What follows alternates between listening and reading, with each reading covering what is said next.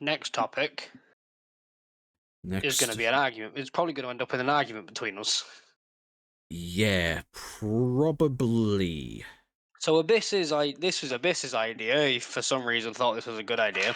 We're going to debate on which COD zombies is the best. Yep. Which I could see going either really, really well or really, really horrible. Now, there will be debates, obviously, but that's the whole point of these conversations, is to have debates. Friendly debates. Well, not friendly, because we're going to call each other out, knowing us, but we have arguments about it. That's the whole point of these conversations. We have arguments, we have agreements, we have disagreements, we have everything. Now, the reason this came up was because graciously bought me Call of Duty Black Ops 3 on the PC as a late birthday gift, and I've been playing that quite a bit now, especially modded stuff. And I thought it would be a good idea to talk about zombies in general, from the ones that I have played, because I haven't played all the Call of Duties that have zombies in them, but I do know the ones that I have played. Would you like to go first in terms of what you think is the best one, features, and why, etc., etc.? There's only one answer. It's Black Ops 2.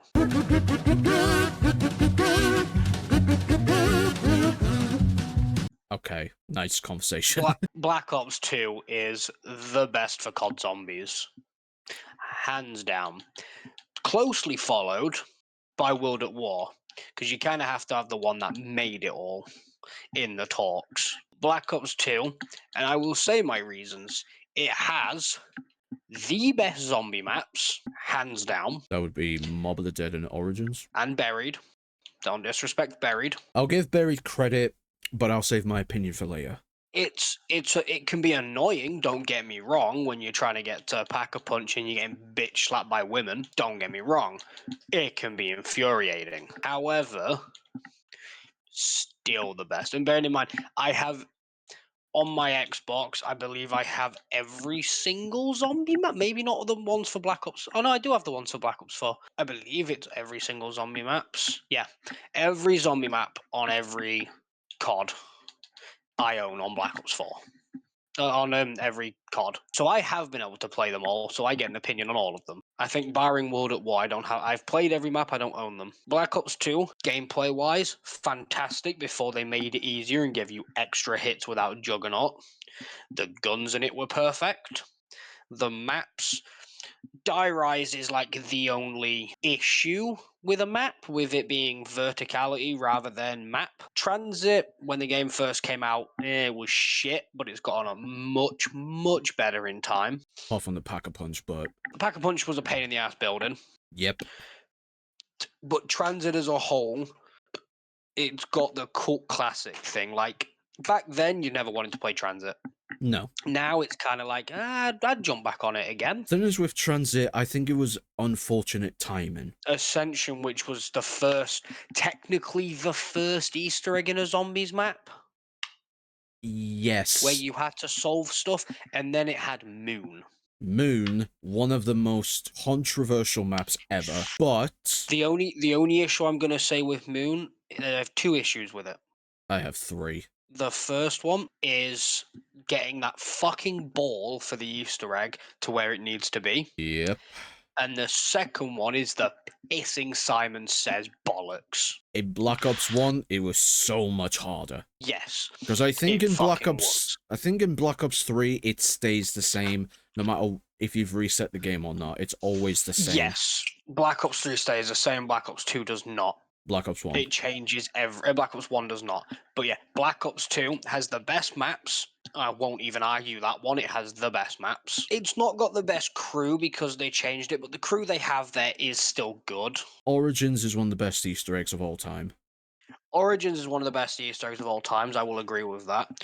Buried has some of the most unique items. And one of the best wonder weapons ever. Pretty good Easter egg. In fact, really great Easter egg because of the two different choices you could make. Yeah, you had, what was it, the Richtofen and the...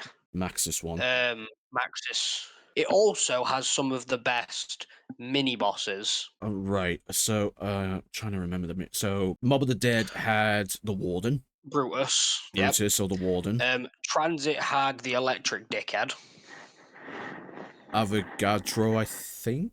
Yeah, avocado. Fuck it, that's what it's called now. Avocado Fruit Man. The avocado. Um, then you had buried had the ghosts, which, as annoying as they were, it was a cool thing. They've never been done before in that game. Origins had Origins, the panzer. annoying fuck, but They are easy. annoying, but you can't deny they're such a cool enemy. They really are.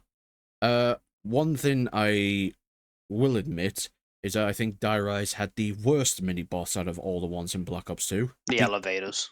Okay, it has the second worst annoying boss in the Dire franchise. didn't have. Oh yes, it It did. had the jumping jacks, which are basically Nova crawlers, but not exploding with gas. It was It were basically monkeys.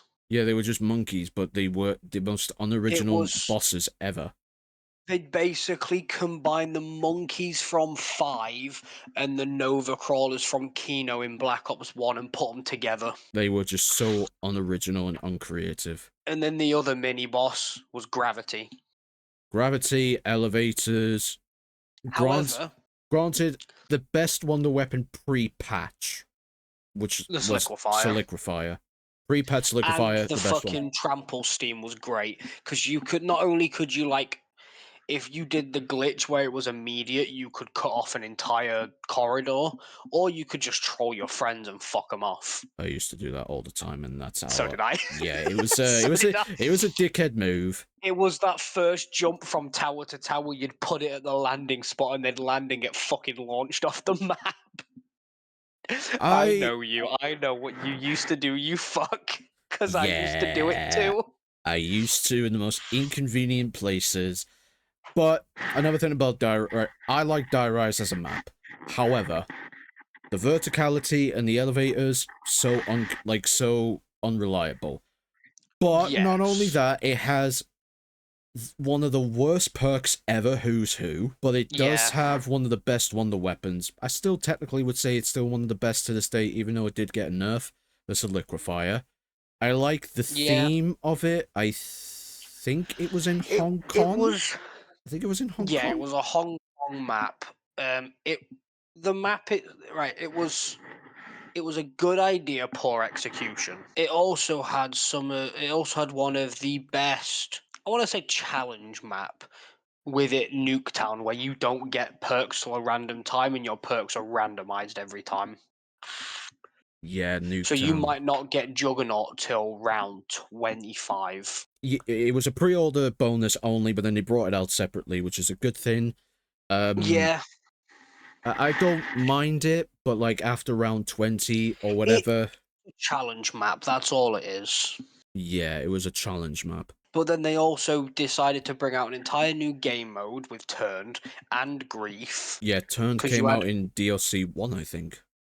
Turned came out in DLC 1, Grief was base. Grief was the one where it was a 4v4. The maps that they gave you for it wasn't the greatest.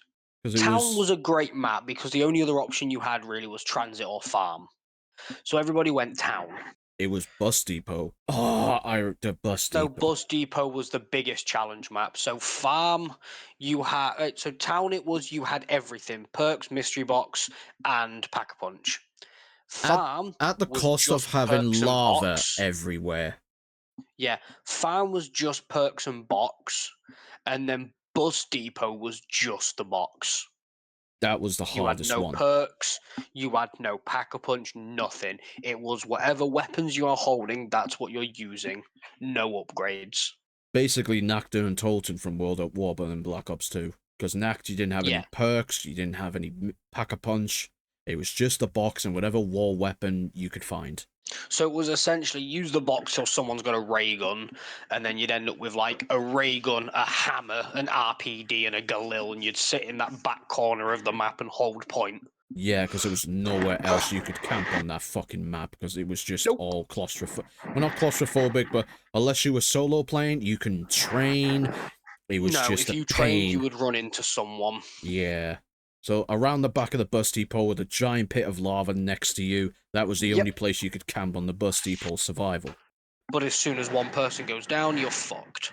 Yeah, you either run for your life, let them die, or try to revive them, and then you die in the process, and then it just goes to fucking mayhem. But there are a few other zombies that I liked. I liked Black Ops 4 zombies, which I know is This is where your opinion is going to matter more than mine, because I never played Black Ops 4. yeah. So Black Ops 4 zombies I actually enjoyed. I know it's going to be a controversial opinion, I'm aware, but I did enjoy it. To be fair, right? Black Ops 3 zombies is my least played, barring Vanguard, because Vanguard zombies was fucking trash. Yeah, it was. It was awful. World War Horrible. II zombies, I only ever played the base map. I never got any Same. of the DLCs for that. I just Same. couldn't be asked with it. Here's a potential controversial one. Black Ops Cold. Advanced Warfare Zombies. I actually enjoyed it. The only issue I found with it was way too easy. Advanced Warfare Zombie. I only played the first map. I didn't buy the DLCs. There were a few things that annoyed me. I understand making it a bit challenging when you have the exosuits. So they had the electric zombie that could shut it down. Yeah. The infected one that you had to go to the decontamination. You only had Yeah, but 30. them rounds were annoying. Yeah, and it has the Burger Town map, which is one of the worst maps ever. I will put my foot See, down. this is where I'm against you. I actually enjoyed that map and the deal and the Easter egg for it as well. Okay, yeah, I never played the multiplayer. Like, I never played the zombies with anyone. I just played it on my own, so I didn't know that. Obviously, Black Ops 1 Zombies was great. Kino was probably one of the best starting zombie maps ever. Yeah, it had 5, which was a bonus map. 5 Kino.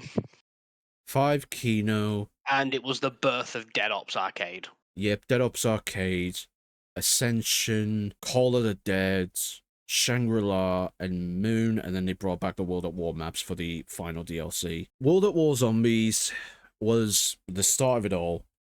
It was the revolution. They didn't know if it was going to work. They brought Nacht as a bit of a bonus because you had to finish the campaign in order to unlock it. Then you were thrown to start into... with anyway. To start with anyway. You were thrown into Nacht. You had no idea what the fuck you were doing. And it ended up working out. To be fair, the way they transitioned was great, because once you finished the game, it put you in a cutscene. And the cutscene was you were a soldier laid in a field, and someone was coming towards you. And then they started running. And then it cuts to black and puts you straight into Nacht. Yep. Nacht was a small claustrophobic map. So there was literally what, 1, 2, 3, 4 doors to open. No. Oh no, three. It was 3 because you had the door to the door box. that says help to the box.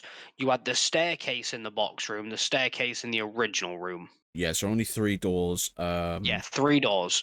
No perks. The only special weapon. You had a flamethrower, you had the ray gun, that's it. Yeah. No perks, no pack-a-punch. It was bare bones. And great as a first map. It brought out the revolution of zombies. The nuke was so different. The nuke on Nacht, the original, it didn't give you any points. It would just wipe off the zombies. Yep, it just killed zombies. The max ammo back then, you had to reload your gun first. Don't get it. I have a ray gun. I need to reload. I could have got an extra 2 bullets. It was literally, if you saw a max ammo, it was everybody reload. Everyone reload. Nacht was the original map, revolutionary. They brought out the DLCs for Verrucht.